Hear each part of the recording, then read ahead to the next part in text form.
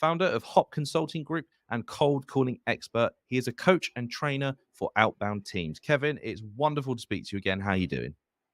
Joe, thank you for having me. I really appreciate getting invited back here, and we had a really good time last time. And I hope that all my advice is tactical and practical. I'm not a big theory guy.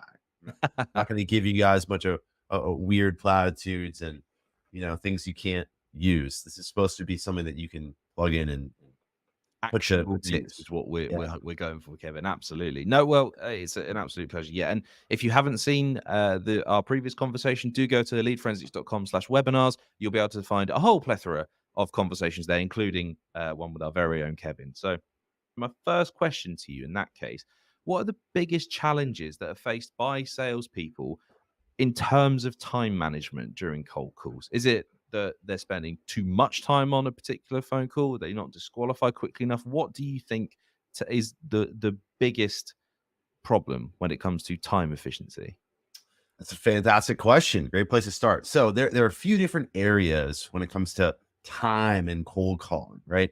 The first area that is the biggest problem for probably everybody who's listening to this is the time that it takes to get to the point that you're ready to make a cold call, right? What does that mean? I mean, you got to decide what market you want to go after. Then you got to go find data. Then, because it's cold calling, you need to find phone data, and every data provider treats the phone data a little different, right? You might have to use cell phone credits or whatever it is, right? Then we got to get the phone data. Then we got to separate that data so that we understand who we're talking to when we do call. Then we have to put it into some sort of system. Then we have to hit go. And I think the most common mistake teams make is this obsession around process to get to the point of a call. And then you kind of forget about the call itself, right? So this is where when I talk to companies in my consulting, I talk about the three areas that we need to work on, which is people, process, and tech. People, training, process for what are these people going to be doing? They need to have a defined process. And then tech. Tech is a big piece of the pie. So the first area would be the time it takes to get to a cold call. The second area would probably be around the call itself, meaning people don't have enough conversations for calls. If you're calling one by one, the monotony of listening to the phone ring has a massive negative effect. And anyone listening to this that's made cold calls one by one knows what I'm talking about. If you make 6 phone calls in a row and none of them get answered, the average ring is about what, 28, 30 seconds? Well, that's 3.5 minutes of you listening to the phone ring. And that time is taking your focus, your eye off the ball in a way where you're going to get a little disillusioned with the process. A lot of reps will then stop calling. They'll say, this isn't working. I got to do something else. Right. And then we start to build this culture of, I got to be productive. And because cold calling takes a lot of time, it's not productive. So that is probably number 2. Number 3, something that you did mention is spending too much time in the call itself.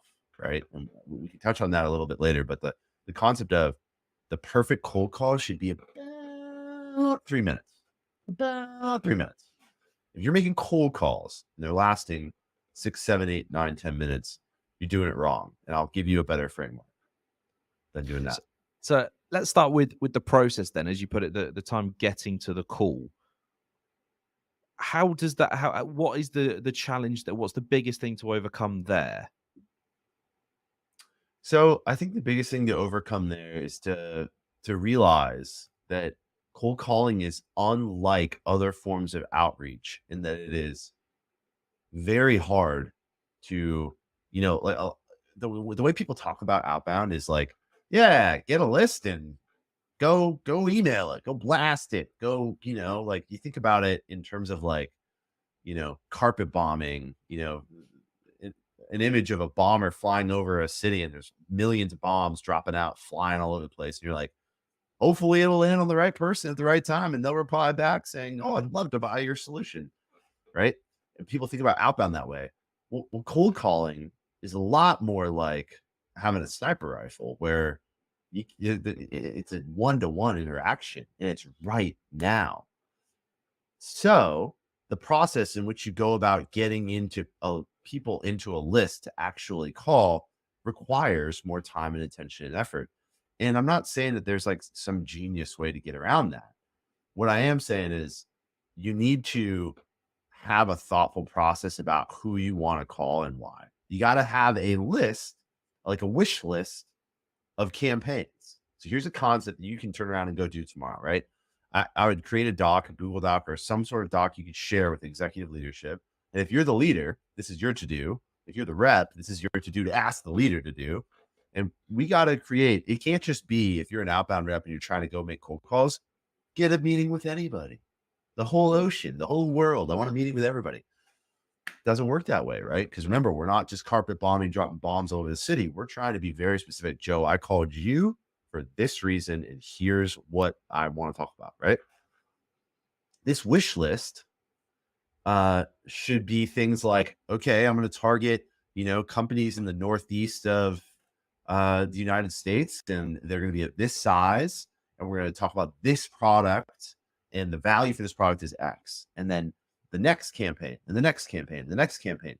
It's this concept of like having a focused effort for who we're going to call, which will then help the other problems, right? Which is, a bit of this reluctance around like, what do I say? What do I know what to do in this call? That process should start with a wish list of like, okay, I understand what types of campaigns I want to run. Aim small, miss small is kind of, if you're going to take away a mantra from this, would be aim small, miss small. Aim small and specific with your list, and you'll find that the conversations you have are a lot better, and you're missing small. You're not missing big. You're not like calling people who are like, I would never use your shit in 100 years, Pardon my French. Oh, no, that's not a problem. I think we're all adults here, Kevin. That's no problem. Okay. So then in terms of, optimizing your prospect targeting, what data analytics, what metrics tools, what are you using to get that list together? Yeah, I mean, this is a good question. I I don't use the lead forensics. Am I supposed to push a vendor here? Like, I don't know. Hey, Like, I'll take it. Thanks very much. Concept. Right. Like from lead forensics, the concept of like, okay, I understand who's looking at my website, who's could be in a buying cycle. That's great. Like if you have access to that kind of data and it proves to be pretty accurate, yeah, like ice cold outbound is the hardest thing to do. And a lot of organizations lean on it 100%. And I say, look, dude, it's like, it's 2024. We should be able to warm these leads up, do like near bound, outbound, the concept of like, okay, there's some sort of intent signal. They attended some sort of webinar, content marketing. In this digital world, there's way too many ways for us to get a brand impression to someone so that it's not like an ice cold call. That being said, I think, and what I train teams to do is the ice cold cold call. Why? Because it's the hardest thing. And if you can do that, you can do the rest of it, man. The inbound, the warm bound, the webinar follow-ups, all that good stuff becomes gravy because you're like, okay, cool. I'm used to talking to strangers about business problems and valuable solutions. This person attended a webinar. I know what they're thinking about. This webinar was about this topic. And I'm just going to call them and talk about that topic and how it relates to people like that. And you're going to get into a really good conversation. So I don't have a specific tool or a specific brand that I like really push when it's like, go to this for your data, right? Like, insert, there are a bunch of different data providers out there. And, there might be some reps from those companies listening to this saying like, no, you need to get XYZ. You need to get XYZ. And look, I'm telling you right now, every database is like, every lead database is 30-ish% inaccurate. And the other piece, let me save all the data providers out there. It's not their fault. All right. It's not their fault. Like, you try having a database of 500 million names and emails and, with all the layoffs going on in tech these days and like turnover and people having 3 jobs in 1 year, like how are you supposed to keep all that stuff straight? Like it's near impossible. Okay. So here's what I will advocate for. If you can, if you're a leader listening to this, please go look into this, right? The cost of a VA in the Philippines or other places is very low. Like you can get a full-time English speaking intelligent resource for hundreds of dollars a month, full-time. So if you have a data provider and one of your biggest problems right now is, yeah, Kevin, we're calling these lists and, one in every three people we talk to is like, who? Joe? This is Stephanie. And you have these data problems. Get a VA to go through these leads one by one by one. And you can even give them a calling tool and they can call the leads. And just all they're doing is saying, hi, Joe. And it's when you say yes, they hang up. And then they're telling your rep, hey, I verified this number connects to Joe. That's great. That's so you're going to cut out like 20% of your wasted effort that you're paying these sales reps to do just to clean data, right? Or to find out, just go to Joe's LinkedIn just to find out that he left his job last month. Now he's got a new job, right? These little moments that when it comes to outbound sales development, they really do add up. So I'm a huge advocate for having some sort of cleaning process when it comes to this, because the fact of the matter is all the databases are fighting a losing battle. You know what I mean? They're fighting an uphill sled, and it's never going to be 90% accurate. It's always going to be fairly inaccurate. Well, I do have to thank you, Kevin, in that, within your answer, you did do some of my job for me. And you did mention the fact that, lead forensics is there. It tells you who is on your website, the anonymous B2B visitors to your website in real time, showing you their customer journey. We'll come on to that again a bit later. But if you do want a demo of lead forensics, then please feel free to get in touch. I'm going to put a poll up right now. Here you go. Click on the link, book a demo, book an obligation free trial. We'll do the official one later, but there's just a little bonus one for you. Thank you there, Kevin. It was very helpful. Sure. One of the other points you mentioned, so we've gone through the process. It was then people you were talking about. Tell me a bit more about that one. What's the time efficiency problems when it comes to the people around cold calling? So the people part of the equation has to do with training, right? Training enablement.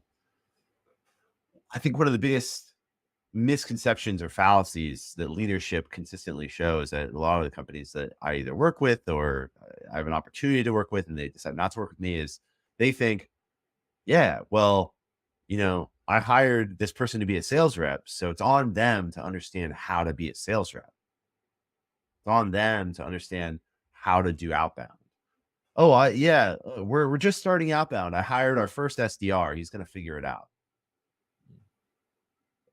Oh, and this SDR, he had a 6-month internship in a sales capacity. So he knows what he's doing. I've seen him in HubSpot. He clicks around. It's like, oh, dude, there's a fact of the matter that we don't know what we don't know. And giving reps a proven process and a methodology is going to have a much greater effect. Now, let's look at me for a second, put the spotlight on myself. I'm a sales trainer and coach. That's how I make all my money. And I do pretty well. I've got my own, got a house here in San Diego, my wife and all that stuff. How did I get to this point? It wasn't from just figuring it the F out, right? I went through 4 formal training boot camps in my days as a sales rep, right? I was an SDR, I was an AE, I was a senior AE. I've been through a lot of these seminar, webinar style things. One of them was a week long, and my company took me to a hotel in Newport Beach. It was amazing. Take me back to that. I mean, that was really cool. But my point is giving your reps structure and training, thoughtful training of, okay, cool. I did some research on this training company. I did some research on a guy named Kevin Hopp, who has a philosophy that's called conversation first prospecting. And I want my reps having that methodology.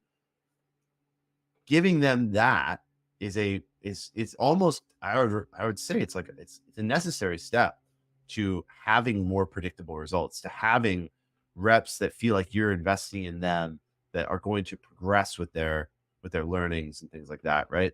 And here's why, right? The big why comes back to when you have someone who doesn't have a lot of training, which is a lot of the people who are doing outbound sales. It's an entry level type role, right? You're only ever doing it for 1 or 2 years, maybe. They are going to do what I call tripping over sticks and stones, right? Saying things like, cold calling doesn't work because the last 3 people I talked to all in a row told me they were not interested and hung up the phone violently. Therefore, this entire methodology is wiped off of our playbook, right?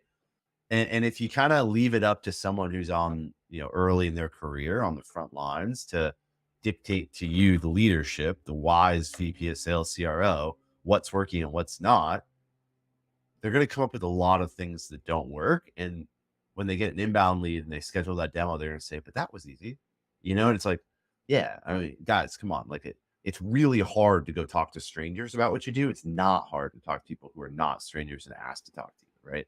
And so reps will always regress back to that mean. And I see it again and again and again and again, Joe. Like I have a client right now. They hired me to help them develop outbound. There are 2 reps that they have 100% inbound. And right now it's like, man, it's like breaking a Bronco, to use an American analogy, right? Like in the wild plains of America, there are Broncos. They're big, strong horses.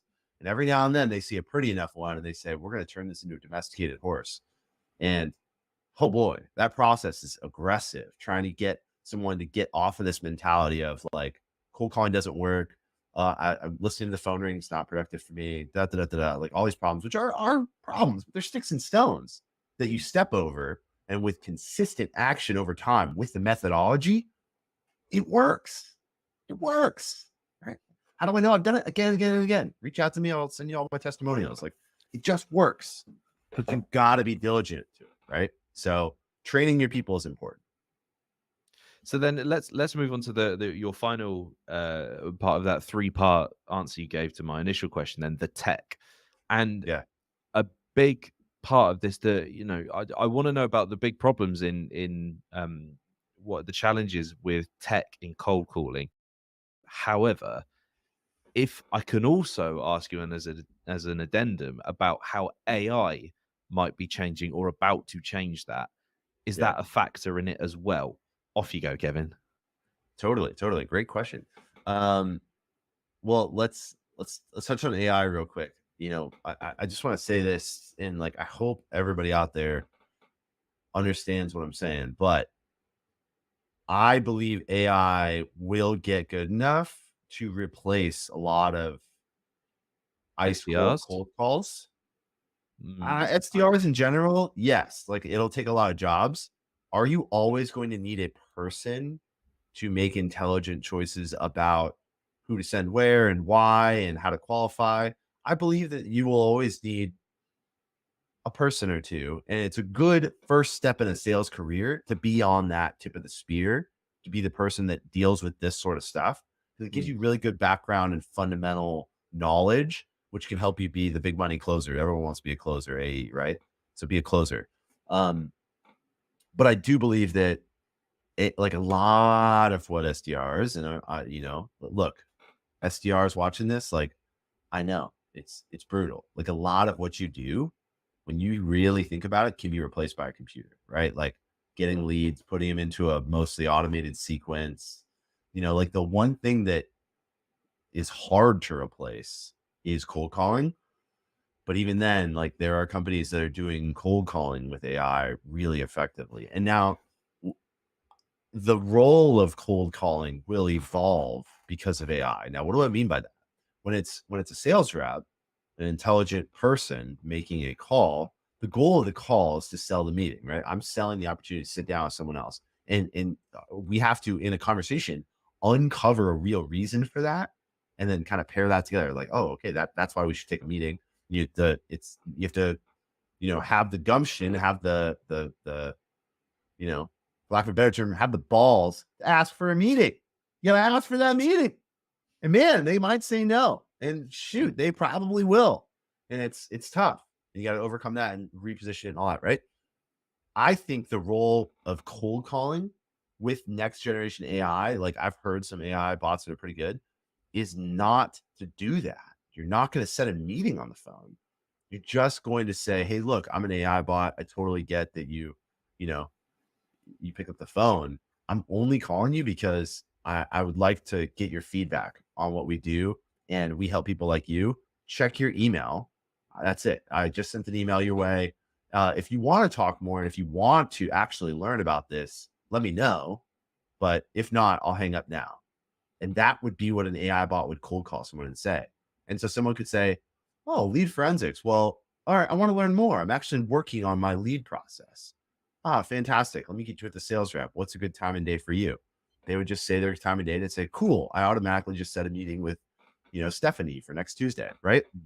Like, but you can automate that with AI and have, 2,000 of those calls going out a day where you're just pointing people to an email. And then guess what? The AI bot will automatically send the email with the right name, with the right company and everything like that. So then you take somebody from, what's the role of outbound sales? Like a lot of it is driving awareness. Like when we're talking about cold, right? Like I'm just trying to take people from like a never heard of lead forensics to I might think about changing to lead forensics. Like I might think about, like, we live in that world. That's what we're trying to do with outbound sales, is get people to even go, right? We're trying to get them to like lean forward. I think that like a lot of the cold calling will be replaced by these AI bots that sound amazing.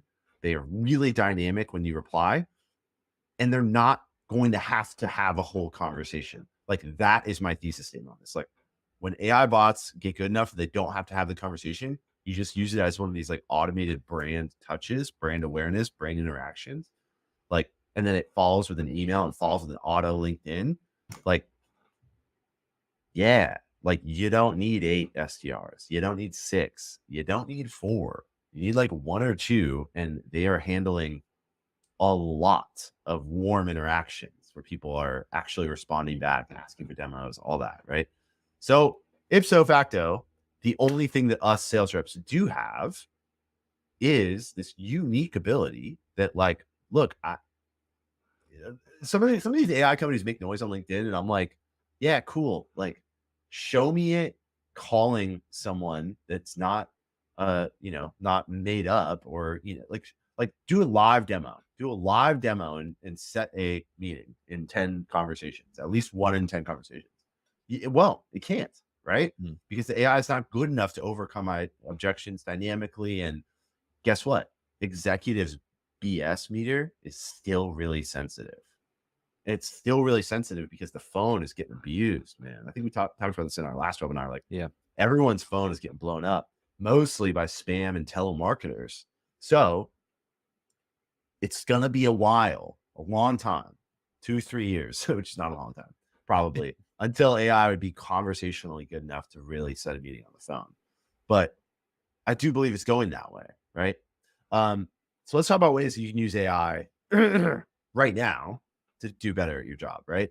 Because I think this is really important. Like, the to-do for you is to continue to learn skills that can't be replaced by computers. So if your value in your company mostly comes from pulling lead lists and writing cadences, that's going away, right? Like that will be handled by a very intelligent bot that will be trained on everything in your market, right? Having these dynamic conversations with people and having the skill to use your pace, volume, tone, and energy on the phone to dynamically change how a conversation is going. That's special. So let's focus on that, right? So there are a lot of tools right now out there that use AI to make multiple phone calls at once, parallel dialers, right? I think that tools like that are becoming kind of table stakes for real go-to-market teams. Like, not enough people pick up the phone to do it the old-fashioned way, right? And you introduce, pardon me, remember the problem number 1 is it takes so long to get to the cold call. Well, now we're clicking to call in our outreach or sales loft or Zant or whatever, one by one, and you're listening to the phone ring, and you listen to the phone ring 8 times in a row, and we take our eye off the ball, right? This next generation, Gen Z, is the TikTok generation. You think they have the patience to grind out 100 calls every day, 5 days in a row? No, they're going to trip over every stick and stone there. So I tell this, a lot of the folks that hire me are like old school sales leaders that know that phone works. They know that outbound's important. And they say, Kevin, how do I do this in a modern way? I got Gen Z TikTok kids with their funky haircuts and, the 90s style jeans and they're saying they don't want to make cold calls because no one picks up the phone. What do I do?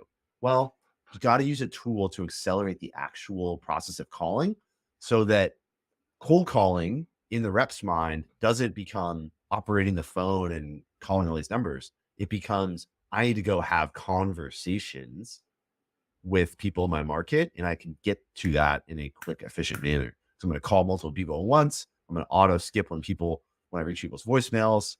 And yeah, so I'm a huge advocate for using AI tools to help you get into conversations faster.